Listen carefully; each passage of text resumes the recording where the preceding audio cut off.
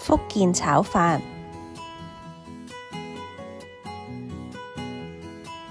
材料呢就包括有白飯啦、蝦肉、雞肉、叉燒、冬菇粒、甘筍粒、菜頭粒同埋瑤柱。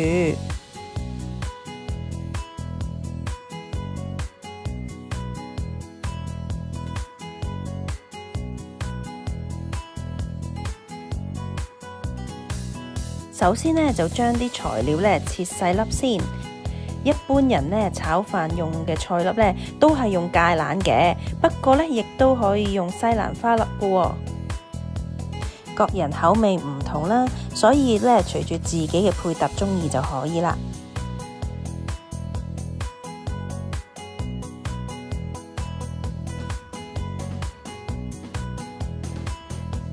我自己呢就好鍾意食炒飯嘅，因為呢嗰啲呢材料切到細細粒，咬落去嘅口感呢非常豐富，而且有啲小朋友呢唔係好鍾意食蔬菜嘅話呢，亦都可以將啲菜粒、蔬菜粒呢同啲炒飯一齊炒，食落呢小朋友呢就更加健康啦。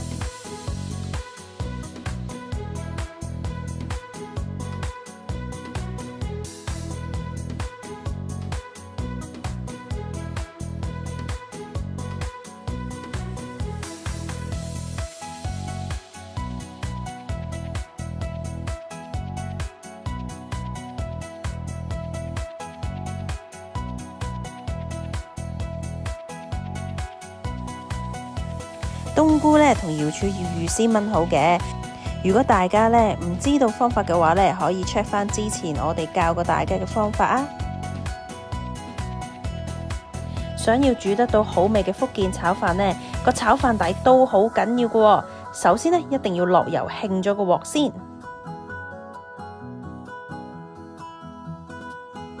之後呢就可以落雞蛋啦。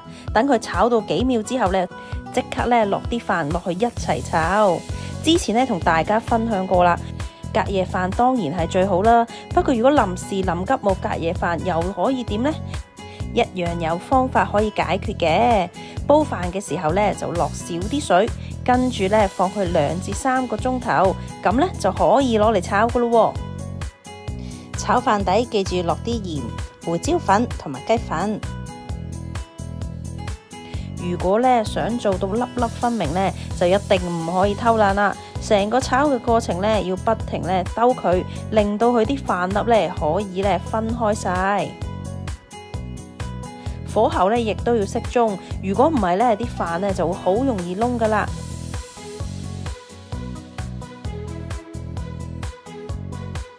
最緊要當然有耐性啦，因為呢要炒到粒粒分明嘅炒飯呢，都需要時間噶噃。炒好嘅飯底呢，我哋之後呢就可以準備醬汁嗰一 part 啦。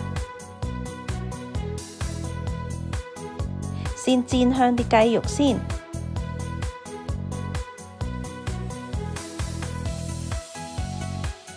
再落埋啲蝦肉，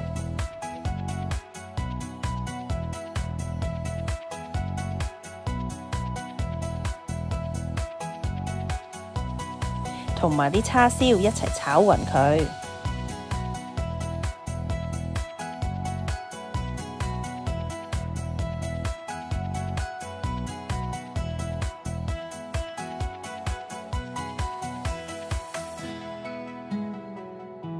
喺另外一邊呢，我哋呢就可以煮個醬汁啦。首先落啲蠔油、黑豉油，之後呢就可以落埋啲瑤柱同冬菇一齊煲。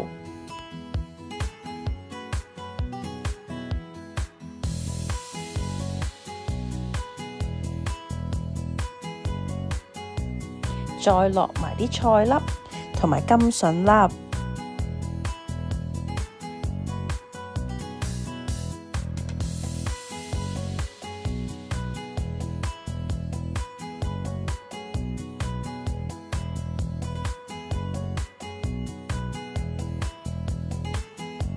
煲佢6分鐘之後呢，就可以落埋頭先炒好嘅配料啦。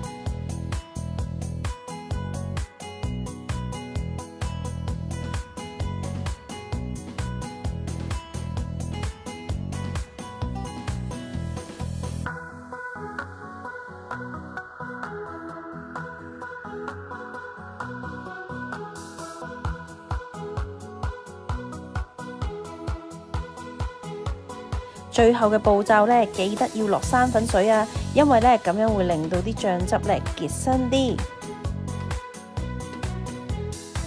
有個 tips 提大家，落生粉水嘅時候呢，要慢慢落，咁樣呢個芡汁呢先會結嘅。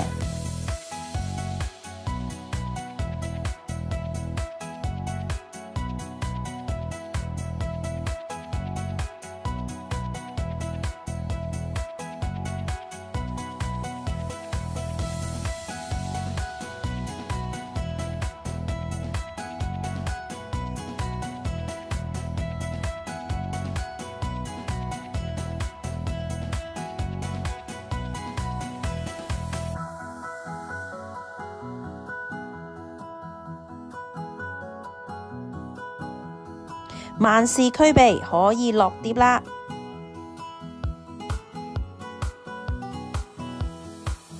喺酒樓食福建炒飯就食得多啦，喺屋企自己煮其實都唔係想像之中咁難啫。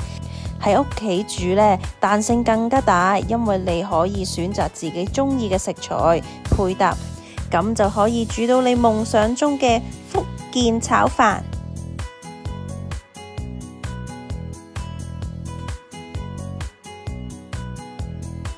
睇下食評家 Jeremy 對我哋今次嘅福建炒飯有咩評價先。